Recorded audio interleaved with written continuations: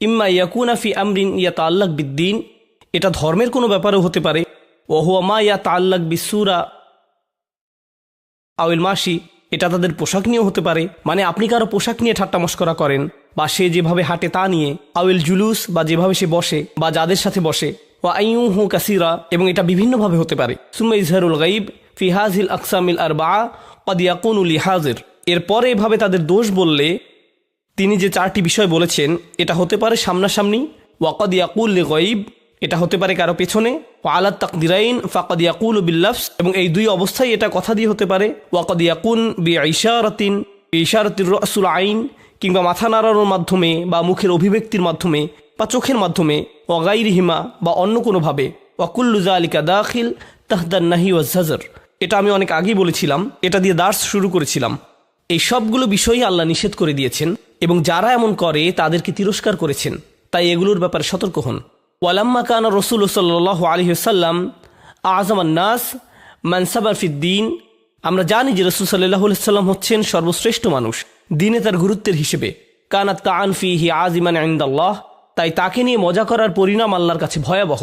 ফালা জারামা ক্বাল, তাই স্বাভাবিকভাবেই তিনি বললেন ওয়াইলুল লিকুল্লি হুমাযাতিল লুমাসা, তাই যথাযথ কারণেই যারা এমন করে তাদেরকে তিনি বিভ্রান্ত হিসেবে উল্লেখ করেছেন। কারণ একটি তাফসিরে একটি মত থেকে আমরা পাই, এটা বিশেষভাবে ওয়ালিদ ইবনে মুগিরার ব্যাপারে বলা হয়েছে যে সরাসরি রাসূল সাল্লাল্লাহু আলাইহি সাল্লামকে নিয়ে মজা করত। মুফাসসিররা বলেছেন যেহেতু এটা রাসূল সাল্লাল্লাহু আলাইহি সাল্লামকে নিয়ে করা হয়েছে তাই এত কঠিন কথা এসেছে, কেননা তাকে নিয়ে মজা করা কোনো ছোট বিষয় নয়। মানে সে কাফের হওয়ার কারণে ইতিমধ্যেই জাহান্নামে যাচ্ছে, এর উপর নবীজিকে নিয়ে মজা করে সে তার গর্তটা আরও বড় করেছে। তোমার যতটুকু আছে তা কি পছন্দ হচ্ছে না? যদি সে রাসূল সাল্লাল্লাহু আলাইহি সাল্লামকে নিয়ে কোনো মজা নাও করত, সে শুধু একজন কাফের, এটাই যথেষ্ট তার সর্বনাশ হওয়ার জন্য, কিন্তু সে আরও বড় বিভ্রান্তি ডেকে এনেছে। আর আশ-শাওকানি রাহিমাহুল্লাহর কিছু মন্তব্য পড়ব। হুয়া মুরতাফিউন আলাল ইবতিদা, ওয়াইল শব্দটি এখানে রফা, কারণ এটা হচ্ছে বাক্যে মুবতাদা। ওয়াসাউইগাল ইবতিদা মা কাউনিহি নাকিরা, এখানে নাকিরা দিয়ে তিনি শুরুটা বিশেষভাবে ব্যবহার করেছেন। নাকিরা মানে কি? ব্যাকরণগতভাবে নাকিরা অর্থ আলিফলাম ছাড়া, তাই জুমলায় ইসমিয়ায় আলিফলাম দিয়ে শুরু হয়। আল ওয়াইলু লিকুল্লি হুমাযাতিল লুমাসা, তিনি বলেন তিনি এখানে মারিফা না এনে নাকিরা ব্যবহার করায় এটা বিশেষ গুরুত্ব পেয়েছে। এখানে আলিফলাম ছাড়া ওয়াইল এসেছে, আল ওয়াইলু না বলে তিনি বলেছেন ওয়াইলুন। আসলে এর কি মহত্ব রয়েছে? কাউনুহু দুআউন আলাইহিম, এতে করে এটা তাদের বিপক্ষে অভিশাপ হিসাবে ব্যবহৃত হয়েছে। অর্থাৎ যদি আপনি বলেন আল ওয়াইল, এটা শুধু বর্ণনা হিসাবে ব্যবহৃত হয়, দুর্ভোগ তার জন্য যে হুমাজা ও লুমাজা। কিন্তু আপনি যদি আলিফলাম বাদ দেন, এতে করে বোঝায় আপনি শব্দটি দিয়ে কারোর জন্য দোয়া করছেন বা অভিশাপ দিচ্ছেন, অর্থাৎ এটা দিয়ে আল্লাহ তাদের উপর অভিশাপ দিচ্ছেন। এটা নিছক কোনো বর্ণনা নয়। বিষয়টা আমি আপনাদের বুঝিয়ে বলছি। কাউকে আরবিতে সালামুন আলাইকুম বলা যায়, এটা দিয়ে দুইটি বিষয় বোঝায়। একটি অর্থ হচ্ছে আমি আপনাকে বলছি যে আপনার উপর শান্তি আছে, এটা প্রথম, এটা নিছক বর্ণনা। দ্বিতীয়ত দোয়া করা, আপনার উপর শান্তি বর্ষিত হোক। দুইটি আলাদা বিষয়, একটি হলো বর্ণনা, অপরটি দোয়া। ব্যাকরণের ভাষায় একটি হলো খবরিয়া, অপরটি ইনশাইয়া। বুঝতে পারছেন তো? যখন আল্লাহ বলছেন ওয়াইলুন লিকুল্লি হুমাযাতিল লুমাযা, ক্বাদ ইয়াকুনু খবরিয়া ক্বাদ ইয়াকুনু ইনশাইয়া, এটা এমন হতে পারে যে আল্লাহ বলছেন আসলে এই লোকদের জন্য দুর্ভোগ, অথবা আল্লাহ বলছেন এই সকল লোকদের উপর দুর্ভোগ পড়ুক। আল্লাহ এখানে আল না বলায় দুইটি অর্থই প্রকাশ পাচ্ছে। যদি এখানে আল থাকতো তাহলে এটা শুধু খবরিয়া হতো, এটা কেবলই একটা বর্ণনা হতো, কিন্তু এটা দিয়ে উসলুব দোয়া প্রকাশ পেত না। এটা কোনো দোয়া বা অভিশাপ বা ডাকা এমন বোঝাতো না। ওয়াল মানা, এবার শাওকানি রাহমাহুল্লাহ তার তাফসিরে ফাথুল কাদিরে যে অর্থ বলেছেন সেটা দেখুন। তিনি বলেন ওয়াল মানা খিজুন, অপমান, ও আজাবুন, শাস্তি, আও হালাকাতুন, বা দুর্ভোগ, আও ওয়াদিন ফি জাহান্নাম লিকুল্লি হুমাযাতিল লুমাযা, যে হুমাজা কিংবা লুমাজা তার স্থান হবে জাহান্নামের উপত্যকায়। অর্থাৎ নবীজির কয়েকটি হাদিসে আমরা পাই বর্ণনা করা হয়েছে এদের স্থান হবে জাহান্নামের তলদেশে, একে ওয়াইলও বলা হয়, এবং সেই তলদেশ এতই ভয়ঙ্কর হবে যে কিছু বর্ণনায় এসেছে স্বয়ং আগুন নিজে নিজের থেকে বাঁচতে চাইবে। এটাই হচ্ছে ওয়াইল। স্বাভাবিকভাবে এই শব্দের ব্যবহার যেমনই হোক, এটা হচ্ছে দুর্ভোগের চূড়ান্ত পর্যায়, সবচেয়ে তলদেশ। গারকিল আসফালি মিনান নার, তাদের জন্য যারা হচ্ছে হুমাজা আর লুমাজা। আল্লাহ আমাদের তাদের থেকে রক্ষা করুন। ক্বালা ইবনে কিসান হুমাজার ব্যাপারে বলেছেন তিনি কি বলেছেন? আল্লাযী ইউসি জুলাসাহু বিসু ইল্লাফস, যে ব্যক্তি তার সাথের মানুষের নামে দোষ বলে তার ক্ষতি করে বেড়ায়। আল্লুমাজা, আল্লুমাজা ইয়াকসিরু আইনাহু আলা জালিসিহি, যে ব্যক্তি তার সাথের মানুষের উপর চোখ রাখে, অর্থাৎ সে তাদের উপর নজর রাখে, সে চোখ দিয়ে তাদের নিয়ে ঠাট্টা মশকরা করে। ওয়াসিরু বিয়াদিহি, সে হাত দিয়ে নির্দেশ করে। অবিরসি, মাথা বা মুখের অভিব্যক্তির মাধ্যমে। অবিহাদিবিহি, মানে যখন তারা আশেপাশে থাকে না। ওয়াল আউয়াল উলা, তবে প্রথম অর্থে মানে যে মুখের ভাষায় মানুষকে নিয়ে মজা করে, এটাই সবচেয়ে সঠিক অর্থ। অবিনা উল ফুল, এবং যেভাবে ফুলা ব্যবহৃত হয়েছে। ইয়াদুল্লু আলাল কাসরা, আমরা এটা নিয়ে আগেও বলেছি, এটা কেবলমাত্র বিশালত্ব বোঝায় না, এটা দিয়ে সংখ্যাও বোঝায়, এমন কিছু যা বারবার হয়ে থাকে। ফাফিহি দালালাতুন আলা আন্নাহু ইয়াফআল যালিকা কাসীরান, এটা দিয়ে বোঝা যায় যে সে এটা বারবার করে থাকে। এবার আমরা কিছু ব্যাকরণগত দিক দেখব। এগুলো বর্ণনা করেছেন ডক্টর ফাদল সালেহ আস-সামিরাই। মাল ফারকু বাইনা ওয়াইলান ওয়াইলুন, কি পার্থক্য হতো যদি আল্লাহ বলতেন ওয়াইলান কিসের বদলে? তখন এটা হতো নসব। এটা যদি নসব হতো তখন এতে কি পার্থক্য হতো? রফার বদলে যদি আল্লাহ বলতেন ওয়াইলান লিকুল্লি হুমাজাতিল লুমাজা, তাহলে? আল কায়দা, মূলনীতি, আল মারফু ইউফিদুল ইসমিয়া, মানে রফার কারণে জুমলা ইসমিয়া হয়েছে। ওয়াল মানসুব জুজউম মিন জুমলা ফেলিয়া, নসব থাকলে এটা জুমলায় ফেলিয়ার অংশ হতো। আমরা 17 প্রকারের নসবের বিষয় জেনেছি। 17 নম্বরে আমি যোগ করছি, যদি আপনি নসবযুক্ত কোনো শব্দ দেখেন, মানে এর আগে একটি ক্রিয়া আছে, এখানে এটাই বলা হয়েছে। যদি দেখেন নসব দিয়ে কোনো শব্দ শুরু হয়েছে, এর মানে এর আগে একটি ক্রিয়া আছে। ওয়াইদা কুলনা ওয়াইলুন ফাহিয়া জুমলা ইসমিয়া, যখন আমরা বলি ওয়াইলুন, এটা জুমলা ইসমিয়া। ওয়াইলুল্লাহু ওয়াইদা কুলনা ওয়াইলান ফাহিয়া জুমলা ফেলিয়া। যেমন আল্লাহ বলেছেন ফাদরবার রিকাব, দরবা হচ্ছে নসব, নসব হয়েছে। সূরা মুহাম্মাদের এই উদাহরণটি হচ্ছে জুমলায় ফেলিয়া। ওয়াফি কওলিহি তাআলা ওয়াইলুল লিকুল্লি হুমাজাতিল লুমাজা লাম ইয়াকুল ওয়াইলান, তিনি এখন এর তাৎপর্য বর্ণনা করছেন। এতক্ষণ বলেছেন জুমলা ইসমিয়া ও ফেলিয়ার পার্থক্য, এখন বলছেন তাৎপর্য। তিনি বলেন আল্লাহ একে জুমলা ইসমিয়া করার কারণে লাম ইয়াকুল ওয়াইলান, তিনি ওয়াইলান বলেননি। লিআন্না হাযা হালাকুন দাইমুন লা ইয়ানকাতি, কারণ এটা এমন দুর্ভোগ যা চিরস্থায়ী, যা কখনোই শেষ হবে না। মনে রাখবেন, জুমলায় ফেলিয়া দিয়ে সাময়িক বোঝায় আর ইসমিয়া দিয়ে চিরস্থায়ী বোঝায়। তাই আল্লাহ এখানে ইসমিয়া ব্যবহার করেছেন, কারণ এটা চিরস্থায়ী, যা কখনোই শেষ হবে না। লিযা ক্বালা ফি খাতিমাতি সূরা, আর এটাই এই সূরার শেষে একই কথা বলার কারণ। ইন্নাহা আলাইহিম মুসাদাহ, তাদেরকে পুরোপুরিভাবে বেঁধে দেয়া হবে লম্বা লম্বা খুঁটিতে। ফি আমাদিম মুমাদ্দাদাহ ওয়ালাউ ক্বালা ওয়াইলান, কিন্তু যদি তিনি নসব দিয়ে ওয়াইলান বলতেন। সুম্মা ক্বালা ফিল খাতিমাহ, এরপর সূরার শেষের শব্দগুলো দেখুন। খাতিমাতি নাফসিল আয়াহ ফালা ইয়াতানাসাবুল আমরু লুগিয়ান, তাহলে এটা শেষের সাথে সামঞ্জস্যপূর্ণ হতো না, এতে ইসমিয়ার মতো মিল থাকতো না। এরপর মা দালালাতুত তানিস ফি কওলিহি তাআলা ওয়াইলুল লিকুল্লি হুমাজাতিন লুমাজা, এই শব্দগুলো স্ত্রীবাচক কেন? প্রশ্নকারী এখানে জিজ্ঞেস করছেন কিভাবে এটা স্ত্রীবাচক, কারণ শেষে তা মারবুতা এসেছে। কেন এখানে স্ত্রীবাচক শব্দ ব্যবহৃত হয়েছে? হাযা লাইসা মুআন্নিসান, এটা স্ত্রীবাচক নয়।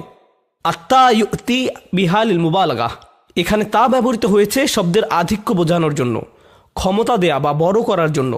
অতা আত্তানিস হিয়া লাইসাত ফাকাদলিত তানিস, এখানে স্ত্রীবাচক তা কেবল স্ত্রীবাচক করার জন্য ব্যবহৃত হয়নি। ওয়াইলুল লিকুল্লি হুমাজাতিল লুমাজা, আত্তা তাদুল্লু আলা তাকসির, তা দিয়ে আধিক্য বা অনেক ঘটে এমনও বোঝানো হতে পারে। মাসালান ফাইলাহ ওয়া ফাআলা মিন আউজানিন মুবালাগা, ফাইলাহ ও ফাআলা শব্দের ধরন হচ্ছে আধিক্য বোঝানো। যেমন রজুলুন আল্লামাহ অফাহামাহ, আল্লামা হচ্ছে অনেক বেশি জানে, যার অনেক বেশি জ্ঞান আছে। আল্লাম হচ্ছে জ্ঞানী, আল্লামা হচ্ছেন তার চেয়েও বড় জ্ঞানী। একইভাবে তিনি বলেন দাহিয়াহ, আফআলিল মুবালাগা থেকে একই ধরনের আরেকটি শব্দ। এখন আমরা একটু এই শব্দগুলোর মূল সম্পর্কে জানবো ইনশাআল্লাহ তাআলা। আমরা এতক্ষণ তাফসিরের মন্তব্য পড়লাম, এবার এগুলোর মূল নিয়েও কিছুটা জানবো। ফুআলাহ, লুমাজাহ, এর অর্থ হলো হামাজা। আমরা হামাজা দিয়ে শুরু করি। হামাজা ইয়াহমিজু, শব্দগতভাবে এর অর্থ হলো কাউকে ছোট কিছু দিয়ে গুঁতো দেয়া, এটা হচ্ছে শাব্দিক অর্থ। মিহমাজ, আরবি ভাষায় এর অর্থ হলো ঘোড়সাওয়ারের পায়ের জুতোয় যে কাঁটা থাকে। আরবের ঘোড়সাওয়ারিদের পায়ের জুতায় কিছু কাঁটা থাকে, যখন ঘোড়াগুলো ধীরে চলে তারা লাথি মারে, কিন্তু তাদের জুতা দিয়ে নয়, তারা জুতার কোনা দিয়ে মারে, যাতে ঘোড়াগুলো বিরক্ত হয় এবং আরও জোরে দৌড়াতে থাকে। একে আরবিতে বলে মিহমাজ। এটা দিয়ে কাঠের লাঠিও বোঝানো যায়, যার শেষে লোহার দণ্ড থাকে। আউযু বিকা মিন হামাযাতি শায়াতিন, একটি আয়াত, আমি আপনার কাছে শয়তানের খোঁচা, জ্বালাতন, উপদ্রব থেকে আশ্রয় চাই। হুমাজা, যারা সব সময় মানুষকে জ্বালাতন করতে ব্যস্ত থাকে, তাদের কথা মানুষকে খোঁচা দেয়, বিরক্ত করে।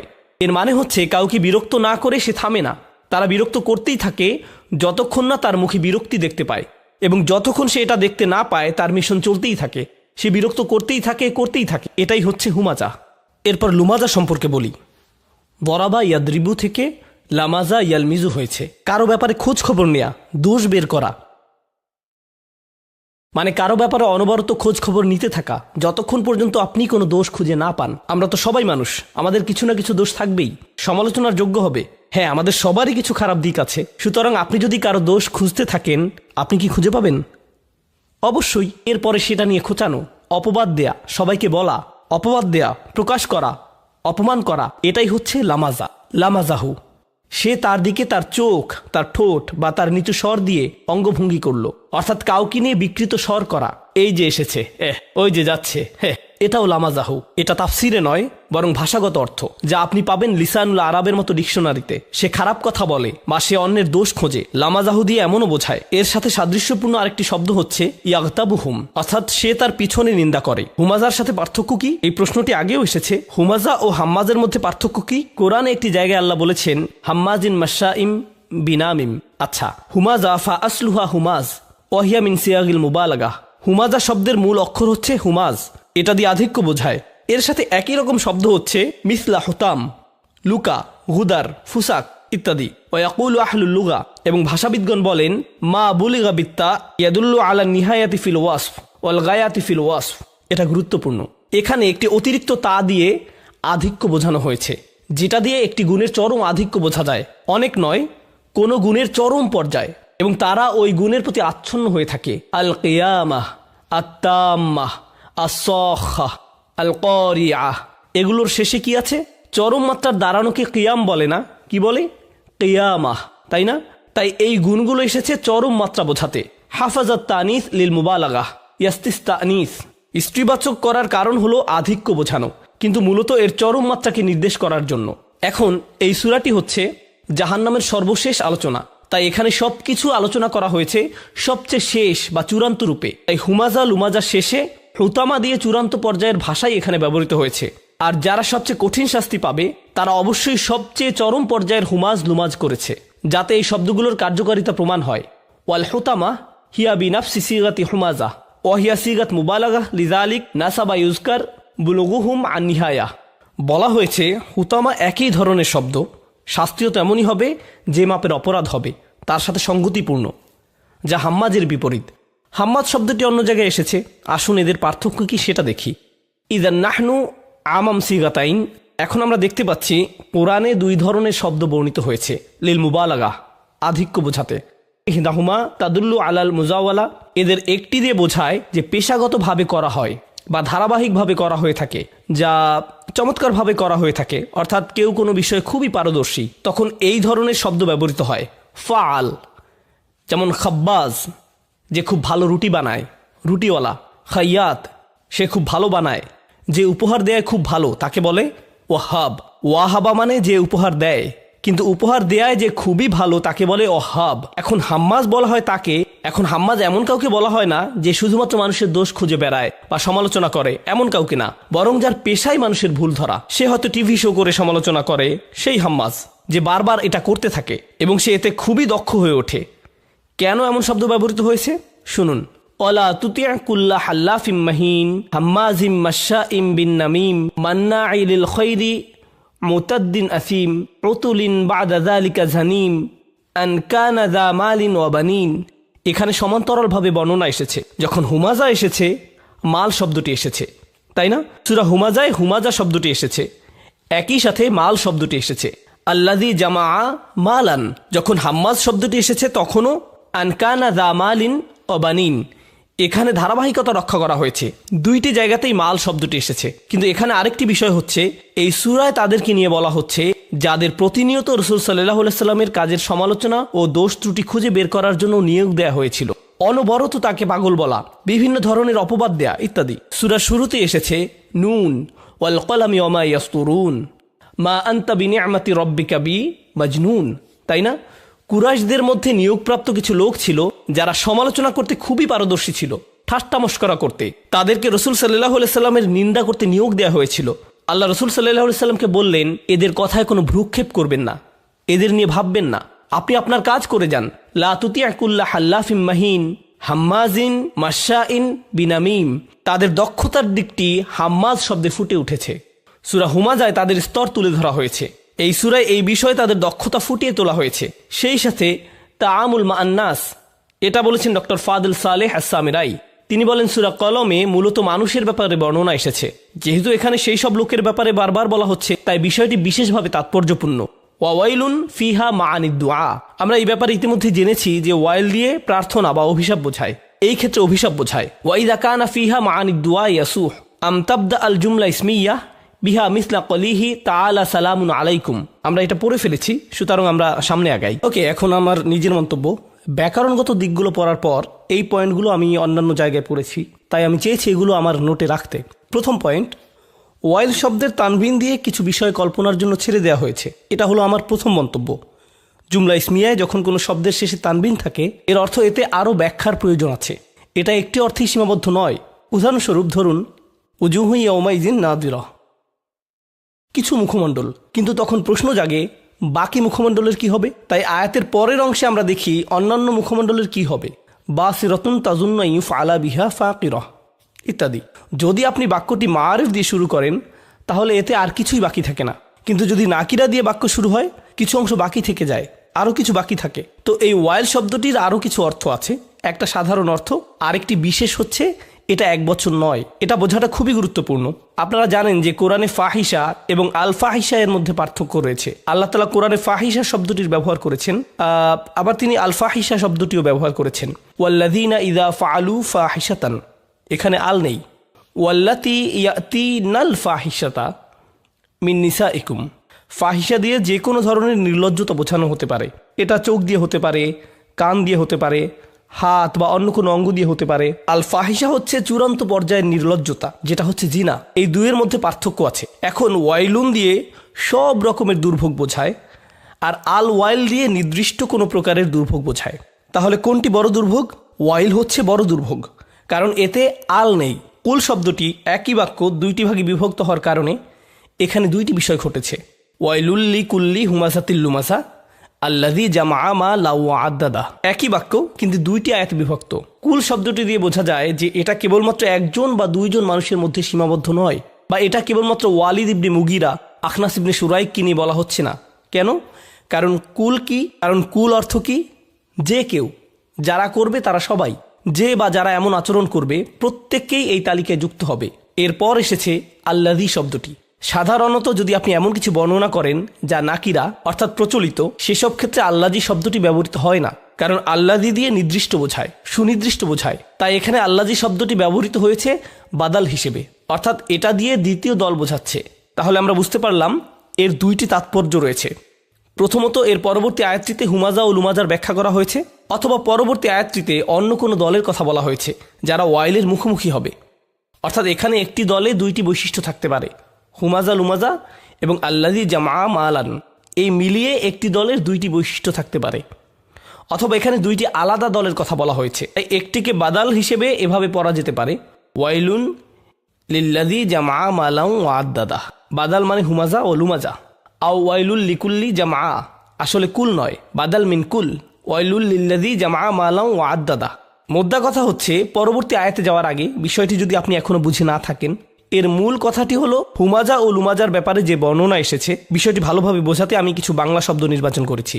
যে নিজেকে শ্রেষ্ঠ ভাবে, অহংকারী, অন্যের প্রতি সহানুভূতি নেই, সমালোচক, পেছনে দোষ বলে, নিজেকে নিয়ে থাকে, কঠোর, সম্মান দিতে জানে না, অন্যকে বিরক্ত করে, অশ্লীল, বোধবুদ্ধি নেই, কথায় কাজ মিল নেই, চলাফেরা বা পোশাক পরিচ্ছদে অধ্যত্ত, এই সবই হুমাজা ও লুমাজা। বুঝেছি, এটা রেকর্ড হচ্ছে, আপনারা পেয়ে যাবেন। আচ্ছা, যখন বলে রাখি, বেশিরভাগ ক্ষেত্রেই হুমাজা হচ্ছে সূক্ষ্ম আর লুমাজা হচ্ছে স্পষ্ট। এটাই হচ্ছে মোটা দাগে, যদিও ওর বিপরীতটিও হতে পারে। এবার আমরা পরবর্তী আয়াতে যাই। আল্লাযী জামআ মালান ওয়া আদ্দাদা। প্রথমেই যে বিষয়টি বুঝতে হবে তা হলো এই দুইয়ের মধ্যে সম্পর্ক কি, দুইটি বিষয়ের পার্থক্য। প্রথমত, যে অন্য মানুষের জন্য ক্ষতির কারণ হয়, এবং দ্বিতীয়ত, সরলভাবে বললে যে ধন সম্পদ জমায় এবং গণনা করে। এটা হচ্ছে সরল অনুবাদ। তাহলে যে মানুষের পেছনের আগে আর যে ধন সম্পদ জমায়, এই দুইজনের মধ্যে পার্থক্য কি?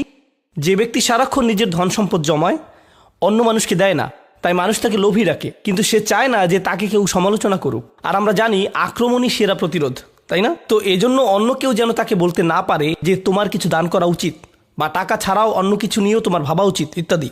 সে এইসব কথা যেন না শোনা লাগে, এজন্য কি করে? বেশি বেশি করে অন্যের ভুল ধরায় ব্যস্ত থাকে, নিজেকে হুমাজা এবং লুমাজায় ব্যস্ত রাখে, কিংবা দুটোতেই ব্যস্ত থাকে। দুইটিতে নিজেকে ব্যস্ত রাখা সেটা তো আরো ভয়ঙ্কর। নিজের ধন সম্পদ দিয়ে নিজের দোষ ত্রুটি ঢেকে রাখা, এটা হচ্ছে প্রথম পয়েন্ট। এখন আল্লাযী বাদাল মিন কুল আর নাসাব আলা যাম, এটা বলেছেন শাওকানি রাহিমাহুল্লাহ। হয়তো এটা কুলের পরিবর্তে বসবে, যা আমি একটু আগেই বলেছি, অথবা আল্লাযী আও নাসাব আলা যাম। আপনাদের কি এটা মনে আছে, তাই না? আমরা দেখছি মুফাসসিররাও এমনটি বলেছেন। তিনি বলছেন আল্লাযী এখানে নসব হতে পারে, মানে আল্লাহ যেন এখানে তিরস্কার করছেন। আপনি এখানে এভাবে তেলাওয়াত করবেন না, আল্লাযী জামআ মালান ওয়া আদ্দাদা। আল্লাহ এখানে তাকে তিরস্কার করছেন। এটা তো এত সুন্দরভাবে পড়ার কথা না। আল্লাহ এখানে তাকে সুন্দর কথা বলছেন না। নাসাব আলা যাম, তাকে তিরস্কার করা হচ্ছে, আল্লাহ তাকে ভৎসনা করছেন। আল্লাহর পক্ষ থেকে এমন জাজর তো এমনিতেই খুবই ভয়ঙ্কর ব্যাপার। ওয়াকুরিয়া জামা বিত্তাশদীদ, এই আয়াতটির জামা শব্দটি অন্য কিরাতে শাদ দিয়ে পড়া হয়, জামার পরিবর্তে জাম্মা, ওয়াহুয়া মুতাবিকুন লি আদ্দাদা। এভাবে এটা আদ্দাদার সাথে মিলে যায়। তাহলে আল্লাযী জাম্মা মালাউ ওয়া আদ্দাদা, দুইটি শব্দ একই রকম ভাবে মিলে যায়।